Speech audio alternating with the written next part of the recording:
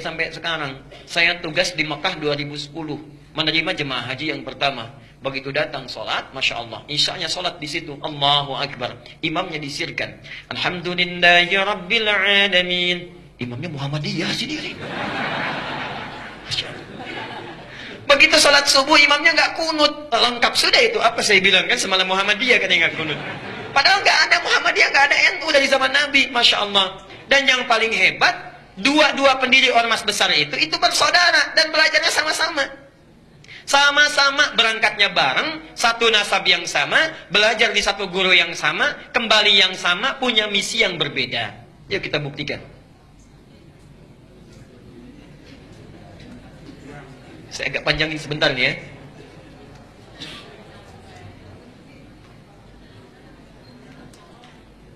Satu, namanya Kiai Haji Muhammad Hashim Al-Ash'ari. Muhammad Hashim Al-Ash'ari. Kemudian nanti mendirikan Nahdlatul Ulama tanggal 31 Januari tahun 1926. Kedua, siapa namanya? Kiai Haji Ahmad Dahlan. Sebetulnya bukan nama asli. Nama aslinya Muhammad Darwish. Muhammad Darwish. Cuma nanti saat pergi ke Mekah, keduanya ini, oleh gurunya Muhammad Darwish diganti nama menjadi Ahmad Dahlan. Ahmad Dahlan. Mendirikan Muhammadiyah. Tanggal 18 November tahun 1912. Nah, pertama, dua-duanya ini bersaudara. Bersaudara. Ketemu nasabnya di saudara jauhnya. Muhammad Hashim Al-Ash'ari bin Abdul Wahid. Bin Abdul Wahid. Bin Abdul Halim. Abdul Halim nama aslinya Pangeran Bernawa. Pangeran Benawa. Bin Abdurrahman. Abdurrahman nama aslinya Sultan Hadiwijaya. Dikenal dengan Joko Tingkir. Bin Abdul Fattah. Bin Abdul Aziz. Bin Abdullah. Bin Maulana Ishaq. Siapa Maulana Ishaq itu? Bapaknya Raden Ainul Yakin yang dikenal dengan Sunan Giri. Bertemulah nasabnya di Maulana Ishaq. Maulana Ishaq. Nanti kita jelaskan siapa Maulana Ishaq ini. Kiai Haji Ahmad Dahlan, ini nasabnya nyambung ke sini Maulana Ishaq. Kiai Haji Ahmad Dahlan bin Kiai Haji Abu Bakar, bin Kiai Haji Ilyas, bin Kiai Sulaiman, bin Kiai Murtada, bin Demang Jurang Juru Kapindo, bin Demang Jurang Juru Sapisan, bin Kiai Gerbek, bin Maulana Ishaq. Maulana Ishaq. Bertemu di sini. Ya.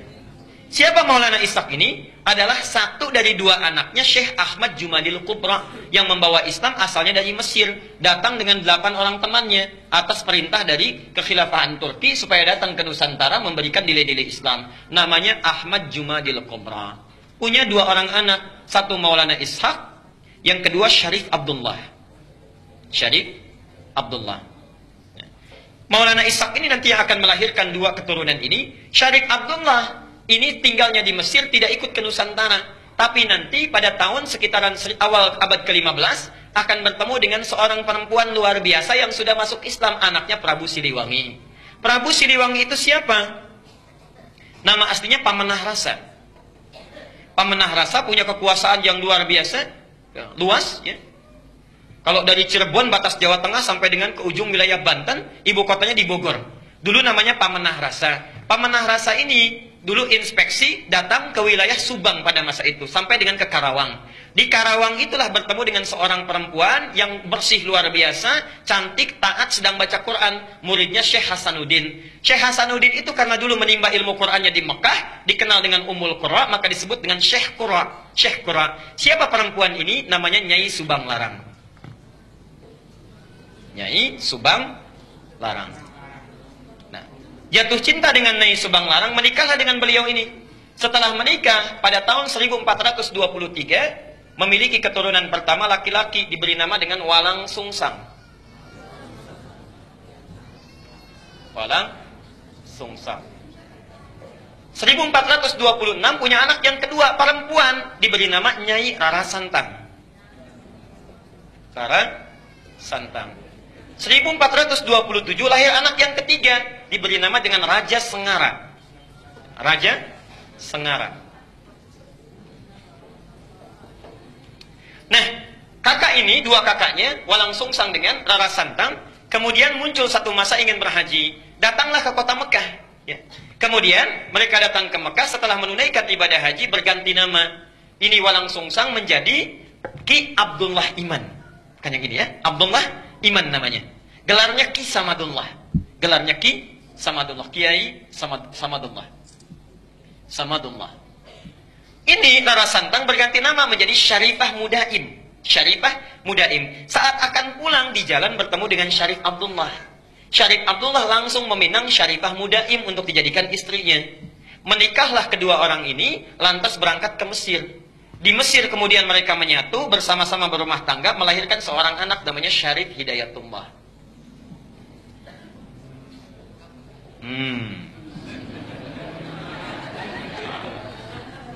20 tahun belajar di sini, belajar dengan Syekh Ibnu Athaillah Al-Iskandari, belajar dengan ulama-ulama besar, sampai setelah matang kembali dia akan menengok kakeknya datang ke Prabu Siliwangi. Ya.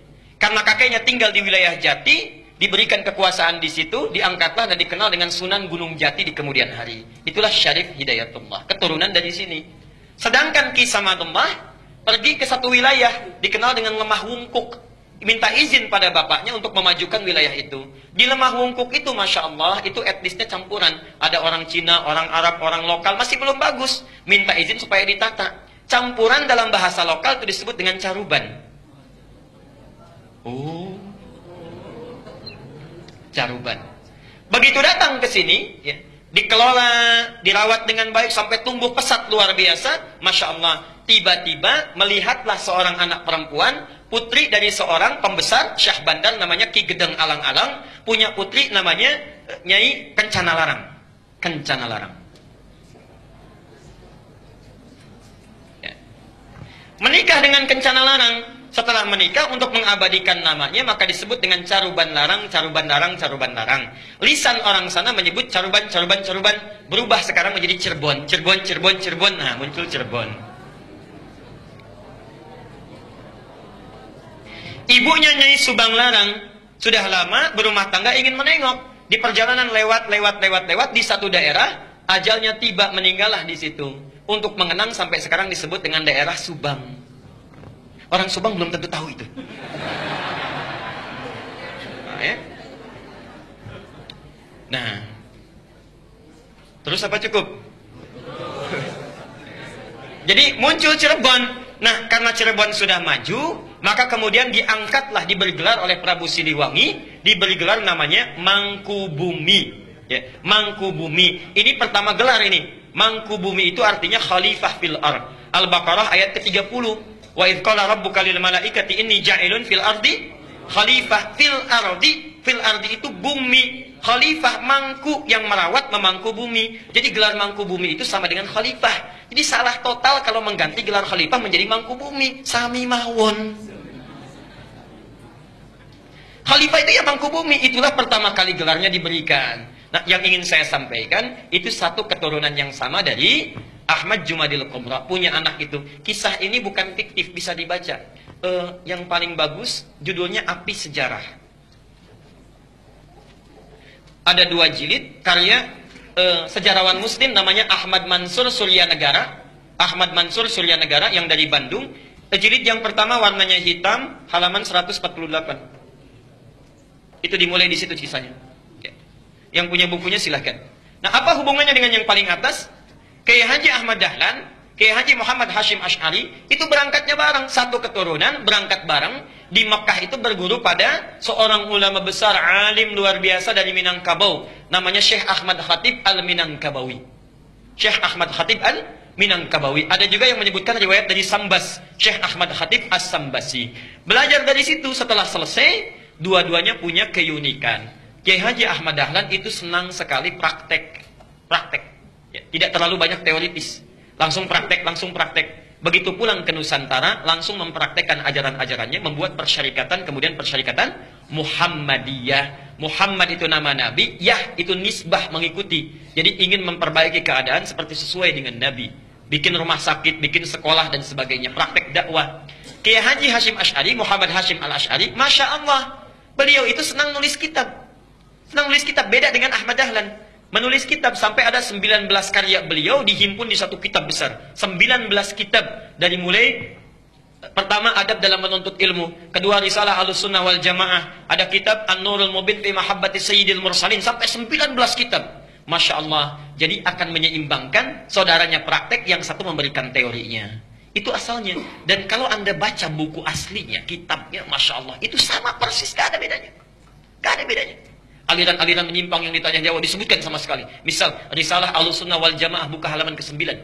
Faslu awal zuhuril bid'ah fi ardi Jawa wal mubtadi'ina fiha. Pasal menerangkan tentang awal munculnya bid'ah di tanah Jawa dan siapa tokoh-tokohnya. Bid'ah yang dimaksudkan bukan fikih tapi akidah.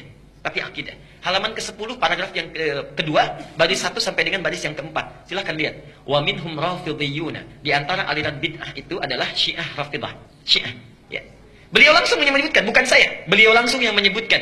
Asalnya semua sunni, kata beliau itu. Semua sunni. Cuma terjadi di tahun 1333 Hijrah, sama dengan 1909 Masehi. Datang tiba-tiba entah dari mana, ada satu aliran disebut dengan Syiah. Pekerjaannya, yasubbuna sayyidana Abu Bakrin wa Umar radhiyallahu anhuma. Seringkali mencela dua sahabat Nabi, yaitu Abu Bakar dan Umar. Disebutkan dalilnya, hadisnya. Kemudian halaman yang ke-11-nya, wa minhumul abahiyuna, ada aliran kepercayaan abal-abal, abahiyun, semua boleh. Siapa mereka? Yang merasa dekat dengan Allah, wasafa qalbuhu, hatinya merasa sudah bersih, jernih. Sehingga kalau sudah bersih jernih itu tidak berlaku ketentuan dan larangan. Jadi kalau nggak sholat pun nggak apa-apa karena sudah dekat dengan Allah. Gelarnya tinggi, Pak Kiai. Pak Kiai kok nggak sholat ya? Kan sudah adzan. Jasad bapak bersama adik, tapi roh bapak sedang sholat. Nah itu diantara yang kacau itu ya. Jadi larangan nggak berlaku karena sudah dekat dengan Allah. Ini penyimpangan langsung disebutkan di Quran surah ke-2 ayat 80 Al-Baqarah. Ya. Ada lagi aliran yang reinkarnasi tanasukhil arwah. Ya. Bahkan ada jahlatul mutasawwifah, orang sufi yang paling bodoh. Orang sufi yang paling bodoh disebutkan oleh beliau. Siapa itu? Itu yang mengaku menyatu dengan Tuhan. Mengaku dengan Tuhan. Allah sedang menyatu dengan dirinya, manunggaling kaulah Gusti. Siapa kamu? Saya adalah Allah. Allah sedang apa? Allah sedang makan. Nah itu sudah lain. Jadi itu diantara kitab-kitab beliau. Nah, jadi tidak ada bedanya. Kisah yang terakhir yang ingin saya tutup, satu kali muridnya Kiai Haji Hasyim Asy'ari itu berkunjung ke Kauman ke Jogja. Karena Ahmad Dahlan pulang ke Kauman, Hasyim Asy'ari kurang ke Tebu Ireng ke Jombang. Datanglah dari Jombang itu, kemudian ke wilayah Kauman, dilihat di situ. Kok ini beda ya katanya. Balik lagi ke Tebu Ireng. Syekh katanya, itu ada aliran di Kauman yang menyimpang. Bagaimana caranya? Begini. Siapa orangnya? Namanya sekian. Ciri-cirinya bagaimana seperti ini? Itu bukan menyimpang. Itu saudara saya. Bantu sana balik lagi. Masya Allah. Ketika membantu balik lagi, kemudian sampai di situ berumah tangga, punya anak namanya Ahmad Azhar Bashir. Sampai kemudian jadi pimpinan pusat Muhammadiyah. Yang digantikan oleh Amin Rais. Digantikan oleh Syafi'i Ma'arif. Digantikan bin Samsudin. Agustus nanti mau muktamar itu. Ya, mau diganti lagi karena sudah 2 periode. Saya baca itu. Saya baca, jadi saya tahu itu. Ya, sama juga NU juga begitu, sama sampai sekarang sampai Aqil Siraj. Ya, Hasyim Muzadi digantikan Aqil Siraj, sekarang mau nyalon lagi yang kedua itu. Ya, jadi insya Allah baca.